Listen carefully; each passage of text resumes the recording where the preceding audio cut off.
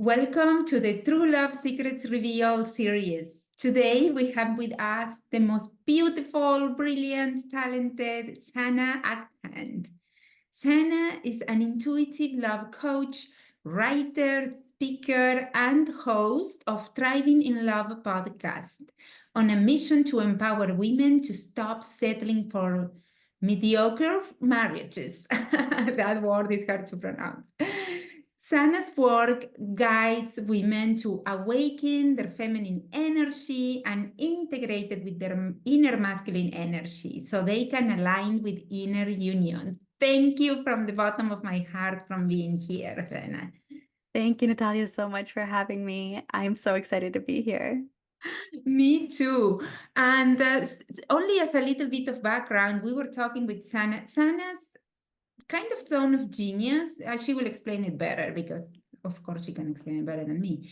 But she has an amazing story that I know a lot of you are going to be able to relate to because she went through marrying her husband in a very traditional way, following the customs of society, being the good girl, yada, yada, yada, to turning it into something a little bit more, what would you say, unconventional? Unconventional. Okay, more.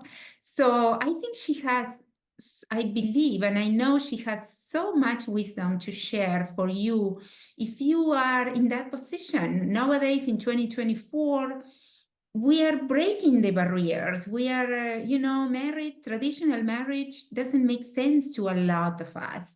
So I will just give you the stage and you take ownership. Lead us. Thank you. Thank you so much. Yes. So, after 6.5 years of a very traditional marriage, doing the whole traditional gender norms, I'm cooking and cleaning. My husband is the breadwinner and providing for us. All of our finances are in one bank account.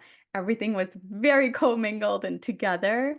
I started to feel like I was stuck in a box and I couldn't breathe. Like I was starting to feel very stifled. Like every time I want to buy something or spend money on something, I know like he's seeing it or I have to ask him, or it felt like I didn't have freedom to just live my life the way I wanted to. And it started to get in the way of our sexual chemistry and our intimacy and our desire. And I started to do some research. And Esther Perel talks a lot about, in her book, Mating in Captivity, about how space is the secret ingredient to desire and keeping that aliveness, the eros alive in a relationship.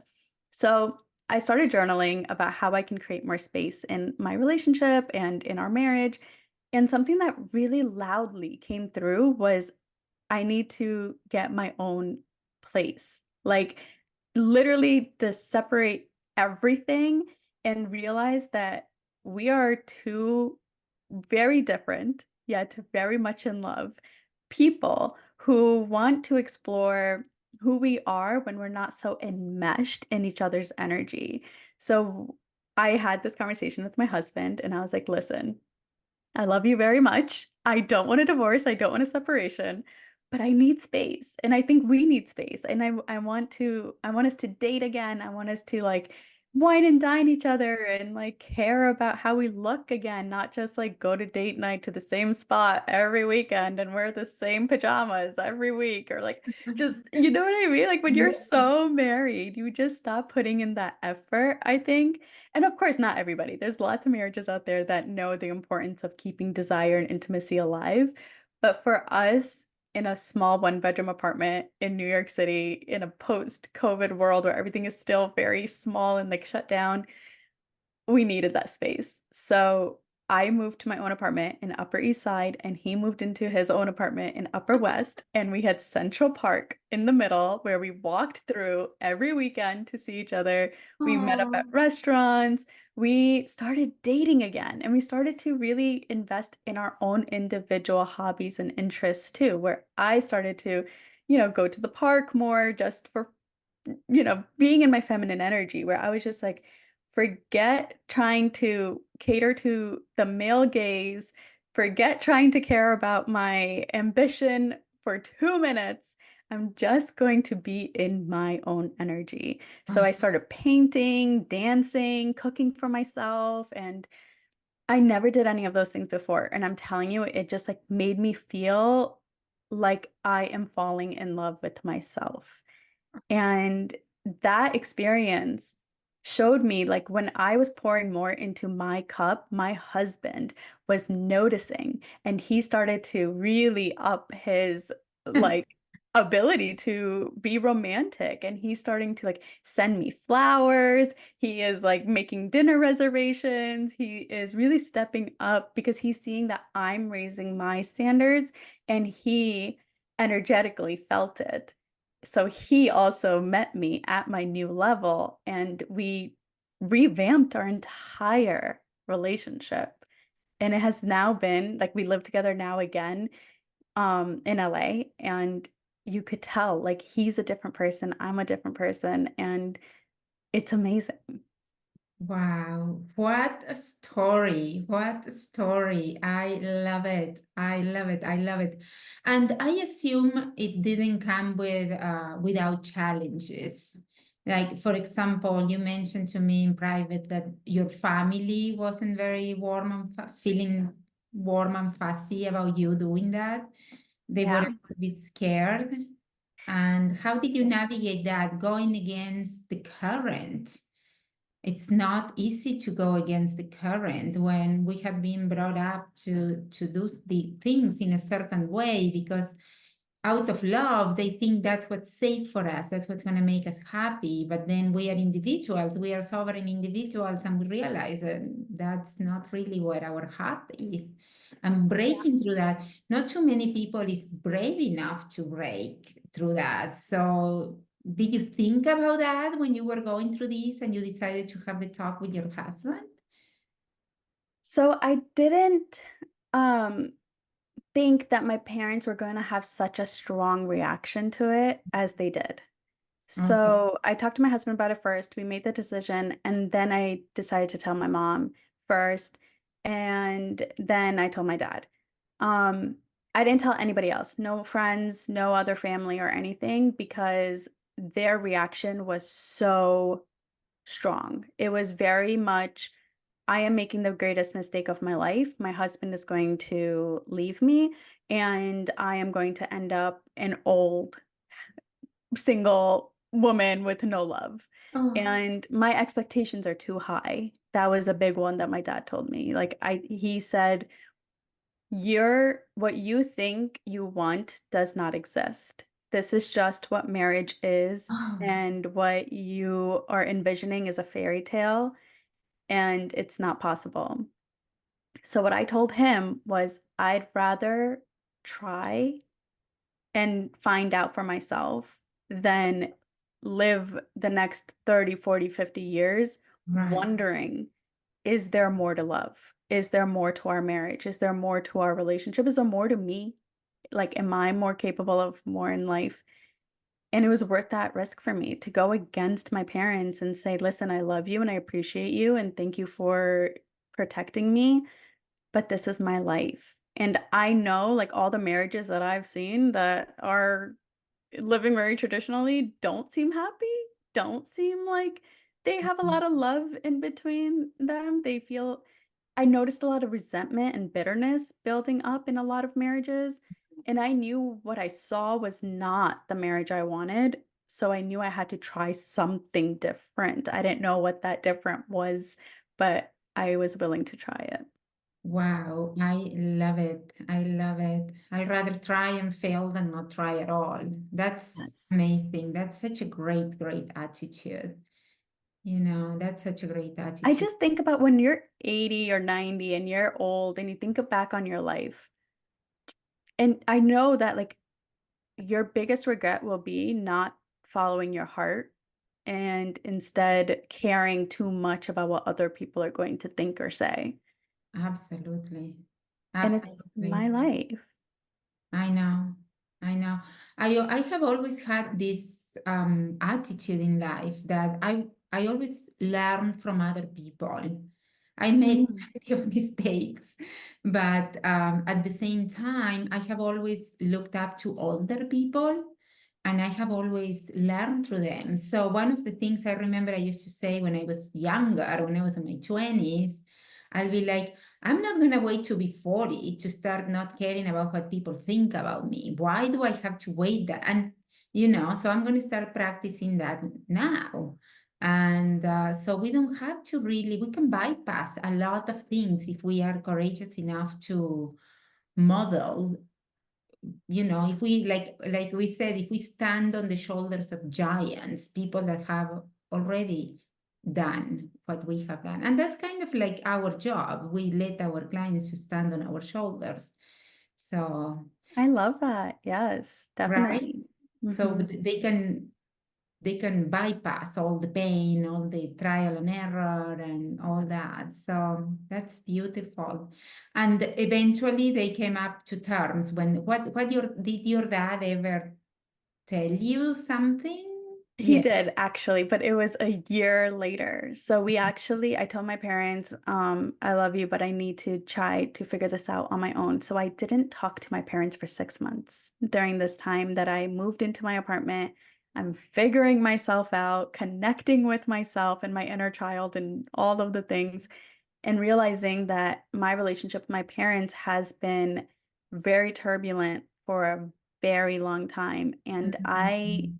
a lot of my like stuck emotions started coming to the surface at this time. And I realized that my relationship with my parents is actually deeper than just them not approving of this life choice. It goes back to like the day I was born and this and that, like, just like so much deep stuff that I never processed because I never really knew how. So during that time, I was processing it and I needed to go no contact with them during that time because I was like, listen, I just need to focus on myself right now. They didn't understand that at all. They were very hurt and they thought that I was being dramatic and they thought I was being too sensitive and I should just be over this stuff. Why am I rehashing all these things? And in the moment I just knew I had to, right? And so didn't talk to them for 6 months. And then it was Father's Day and I was moving to LA. So it was my last week on the East Coast. And I went to my parents' house for Father's Day. And I noticed that they haven't changed at all. They still felt the same way and they were not supportive at all. So I said, goodbye. I love you. I'll see you when I see you. 6 months after that, they actually came to LA for my cousin's wedding and they stayed with us. And I didn't bring anything up. They just observed my relationship with my husband at the time, and then we went to lunch, and my dad said, "I finally get it. You guys look so much happier now, and I understand why this space was important." Oh, And that was probably the biggest thing that I needed to hear at the time. oh, I'm so happy he did that. That's wonderful. Thank you for sharing the story. It's an incredible story. And I know you are super passionate about getting deeper and deeper in the relationship. That's why you went through this actually, that you were not satisfied with a surfaces level.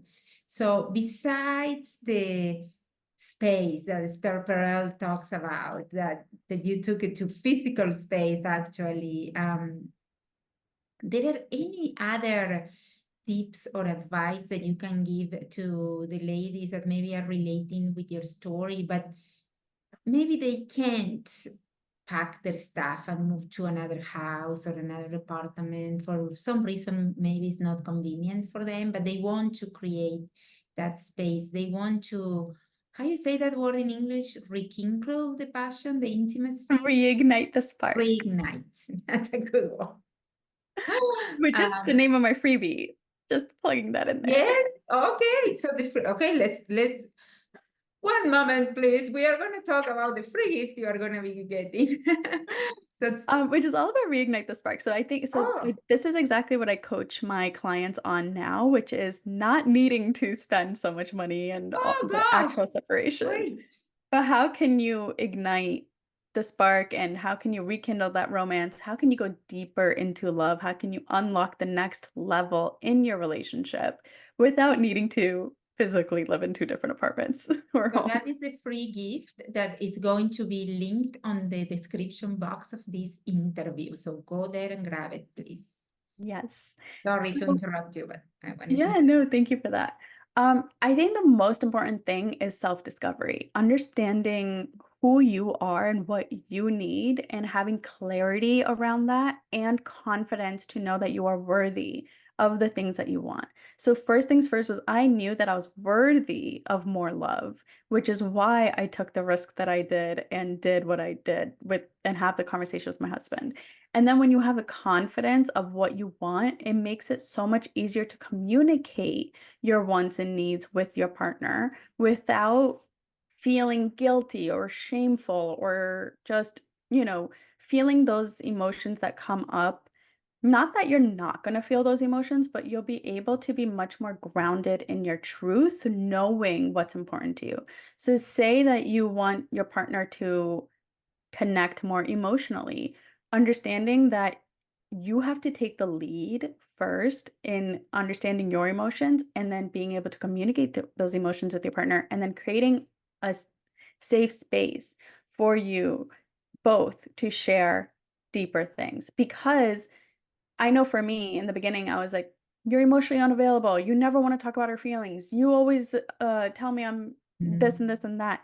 And realizing that if I come to him with that attack energy, he's going to put the defenses up and he's going to withdraw even more.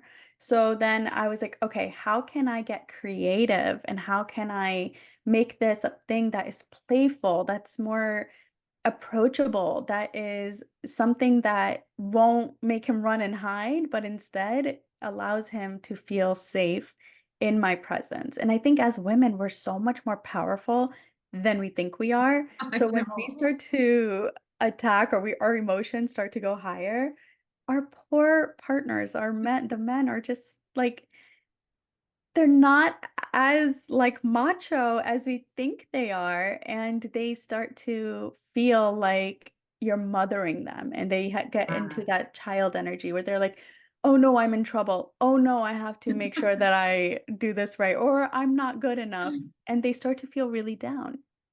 So, one, understanding that if you wanna go deeper with your partner, find a way to cultivate that space and create it first. Share the intention with your partner. Don't come at them blindly and just like be like, "Oh, we're having this talk right now. Clear your calendar." But of course, that's not possible also when things come up in the moment.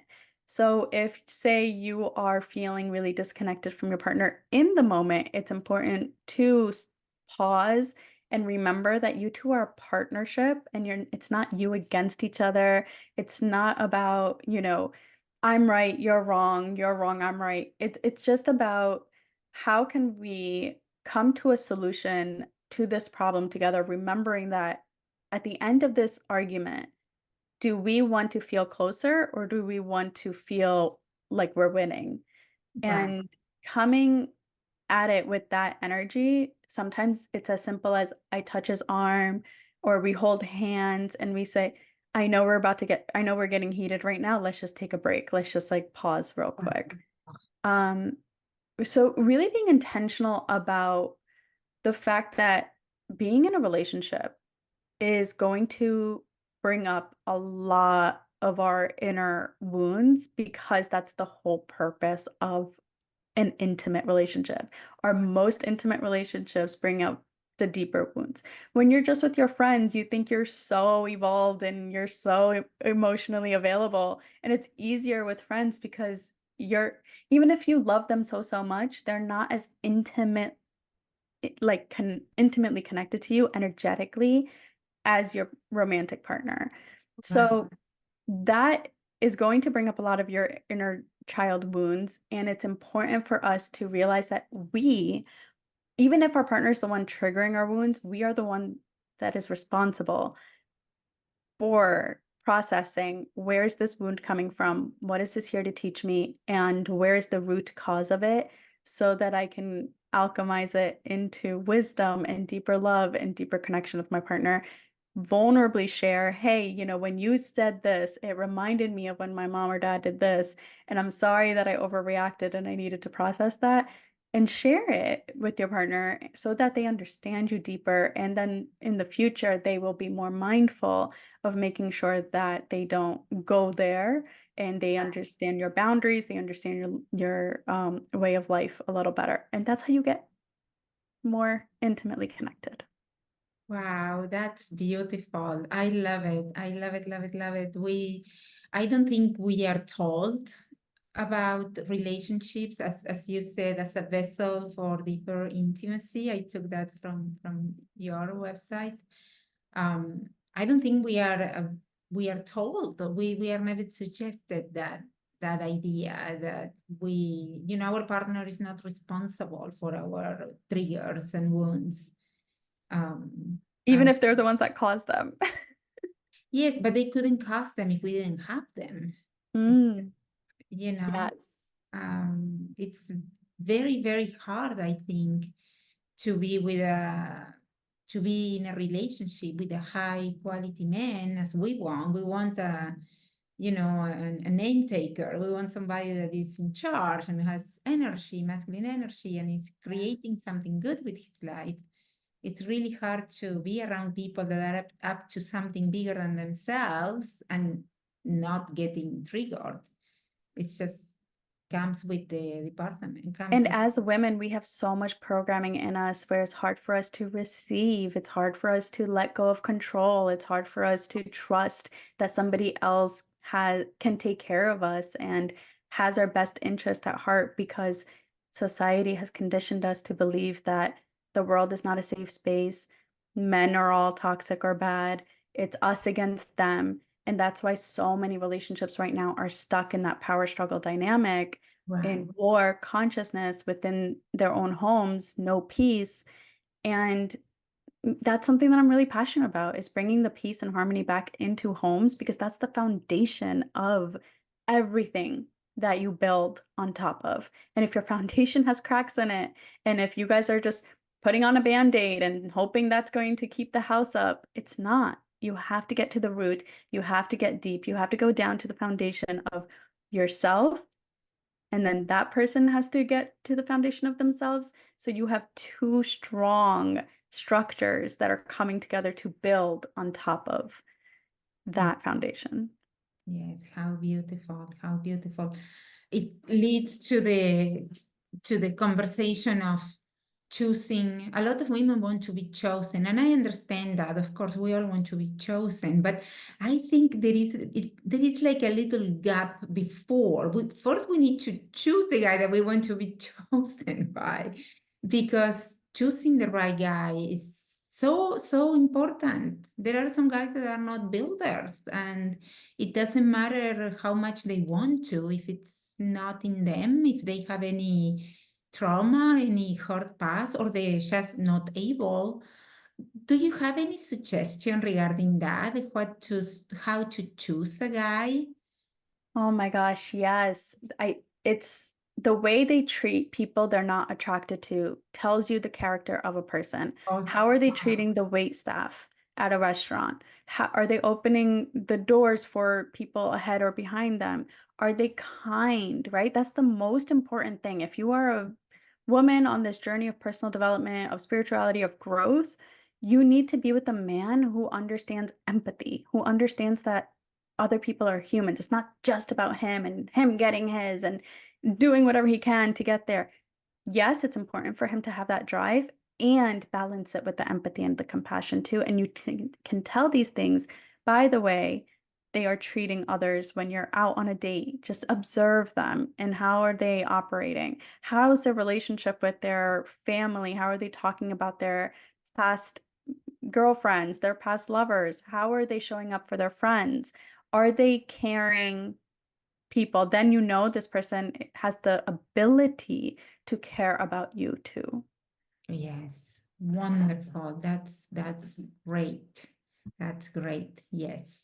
And are they ambitious? Do they have a strong vision for where they want to go in their career? That's extremely important too, because if you have somebody who's just like wasting their time with distractions, they're not going to be able to lead a life at home for you guys to build upon. You're going to be carrying all of that labor and you're going to be stuck in your masculine energy.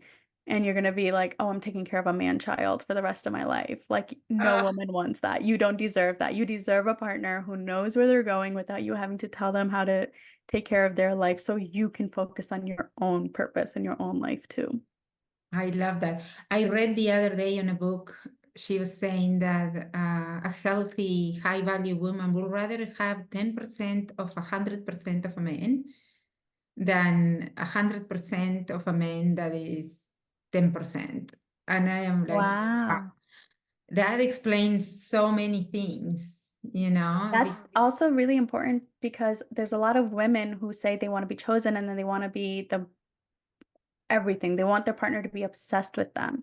But Oh, if you want that, it's because of a core wound that you have where you believe that if you don't have somebody's full undivided attention all the time, that means that they don't love you.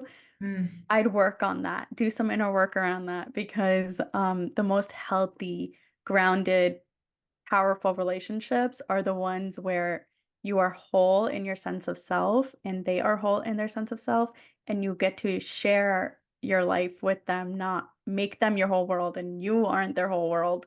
You have two worlds that you're building a bridge together. oh, that's beautiful, beautiful. Great way to finish our conversation. But before you finish, would you like to say something else that we missed? Something that you think it's important? Yes, I think that if you are in a relationship and you are on a growth journey, I think it is so important to realize that it's not about reaching this destination of happily ever after and then you're never going to have any problems, and if you have problems then there's something wrong with your relationship. I think society tells us that you get married and then you live happily ever after, or that you have to reach the epitome of your love on the day you get married, where I like to say that that's just the start, and marriage is where you deepen into love. And don't be scared that, oh my gosh, I'm like 90% sure this is my person, but 10% of me thinks not. That's normal. Also, I think when you're first getting married, because Exactly. it's scary, you're going into something very unknown, and having faith that it's not about perfection. It's about two people committed to making it work together. And you're going to have hiccups and bumps and roadblocks, but having the faith that you chose the right person to do life together with. Yes, I love that. And also understanding men. I believe men, my learnings of all these years, and men are really, really, they commit to women. They do. And once they get married, they will put the work. A good man. Yeah, my husband, I even told him, I was like, listen, I understand if you want to date other women while you're living No, you alone. told him that? I was like, hey, Oh let me my know. goodness. Like, the most important thing here is communication. I don't know how I'm going to react, but I would rather you tell me rather than me finding out. And immediately I could just feel it in his whole essence. And he was just like, no, that this isn't about that. Like, I want to connect with myself. I want to explore who I am. And I want you to have the space too. And I want us to connect with each other. So just knowing that not all men care about having a lot of partners. Not all men are into surface level things. There Yeah. are men out there that have integrity, that have respect, that have an understanding that are they're just not caring about these things that little boys are caring about. Find yourself a man who understands the depth of love. Oh, that's love that. Love that. Thank you so much, Sana. Thank you. Thank you, Natalie. Thank you.